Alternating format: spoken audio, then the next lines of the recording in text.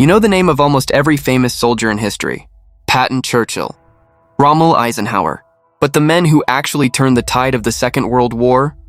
You have never heard of them. Nobody has, that was the point. They had no uniforms, no official rank. No records in any government file.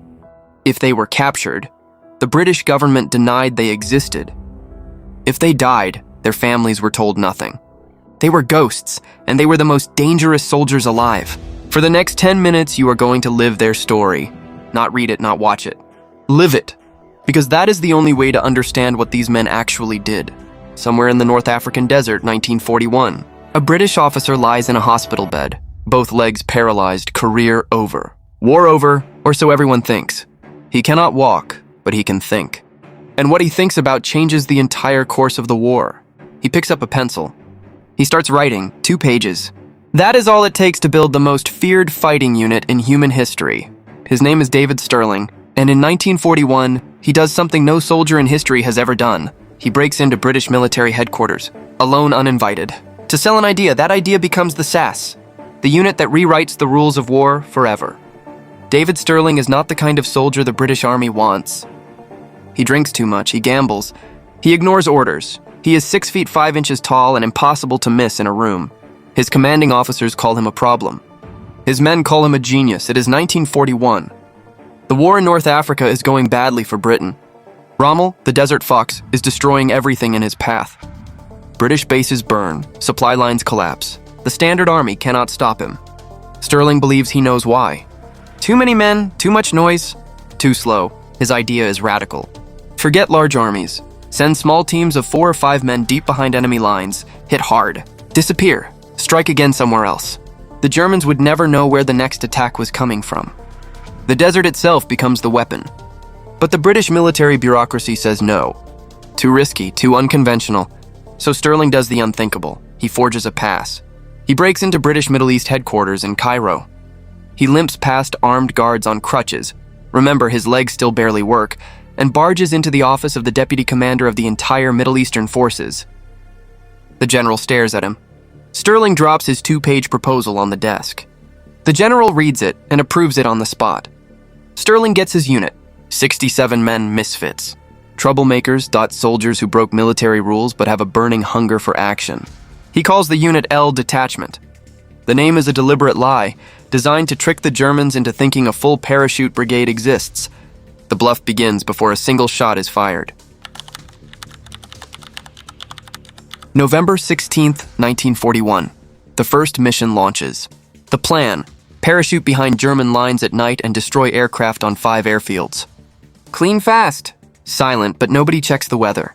A desert storm of historic force is already building. The winds reach over 30 miles per hour. The pilots have never dropped soldiers in conditions like this. Sterling gives his men a choice: abort or jump. Every single man chooses to jump. They jump into a wall of wind. Men are thrown off course immediately. Parachutes collapse. Soldiers slam into the desert floor miles from their targets. Equipment is destroyed. 1 man is killed on landing. Others are captured before they fire a single shot. Of 65 men who jumped that night, only 21 make it back. The mission is a catastrophic failure. Any other commander surrenders the idea here. The military establishment is ready to shut them down. But Sterling sees something in the disaster. The parachute was the problem. Not the concept. He makes one change. From now on, they drive. 1 month after the disaster, the SAS attacks again, this time by land. Working with a unit called the Long Range Desert Group, they drive through 300 miles of unmapped desert. No roads, no compass points, just stars and instinct. They reach the German airfields at Sirte just before dawn. The base is completely unguarded. Nobody expects an attack from the direction of empty desert. They move on foot from the jeeps. 4 men, no more. They slide through the shadows between parked German aircraft. Each man carries small explosive devices, invented by one of their own, Jock Lewis, specifically for this purpose.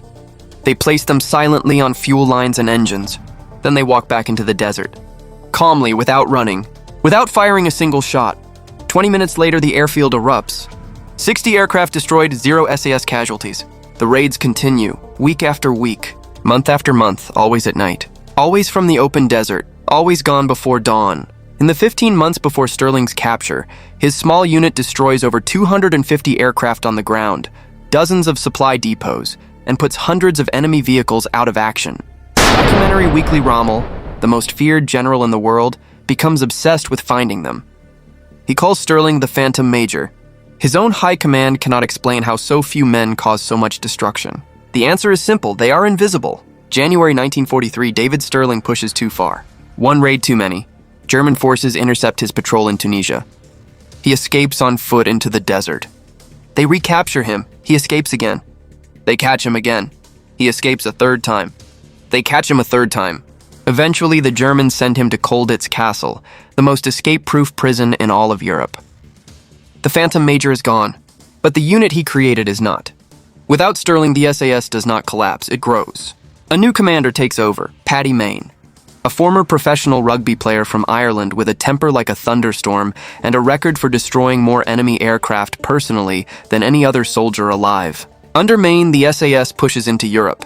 They operate in France, in Italy, behind German lines in the Netherlands. They arm resistance fighters. They call in airstrikes. They disappear and reappear at will. By the time the war ends, this small unit of misfits and rule breakers has become the most effective special operations force in the history of warfare. Countries around the world study their methods. Armies rebuild themselves around their tactics. And then, incredibly, in 1945, the British government simply disbands them. Just like that, as if none of it ever happened. London, April 30th, 1980. A quiet Wednesday morning in South Kensington. Businessmen walk to work, children go to school. Then 6 armed men storm the Iranian embassy at Prince's Gate. 26 hostages, live television cameras already outside. The whole world is watching. And the SAS, rebuilt in secret once more, is already moving. For 6 days, the standoff holds. Negotiators talk, the world watches. Then on day 6, everything changes. The gunmen kill a hostage and throw his body out of the embassy door. In London, a single message reaches the SAS team waiting in a building next door. 3 words: go. Go, go. 30 SAS soldiers in black, balaclavas to MP5 submachine guns. Stun grenades. They abseil from the roof simultaneously. Teams enter from every floor at once. One soldier gets tangled in his rope above a second-floor window. He hangs there, burning from a fire already starting below, while his teammates enter around him. The entire raid takes 17 minutes. 19 hostages freed, 5 of 6 gunmen killed, and it happens live on television. Watched by millions across Britain and Europe. The most secret unit in the world suddenly has a face. Within hours, the SAS disappear again. No press conference, no celebration. They simply vanish, back into the shadows where they have always lived. The phones at their Hereford base ring for weeks. Thousands of men applying to join. A unit that barely existed in the public mind 3 days ago is now the most famous fighting force on Earth. Today, the SAS still exists, still secret, still operating in places no government officially admits to. Their selection course remains one of the hardest on Earth. Hundreds attempt it every year, most fail. Those who pass are never allowed to say they did. No badge on their civilian jacket. No stories at the dinner table. Just silence, that is who they are. That is who they have always been. It started with one man. In a hospital bed, in a desert, with 2 paralyzed legs and 2 pages of handwritten ideas. Every special forces unit you have ever heard of, Delta Force, SEAL Team 6, GIGN, GSG-9, they all trace their methods back to what that one man wrote down in that tent. Somewhere in the North African desert, 1941, a British officer lies in a hospital bed, and he changes everything.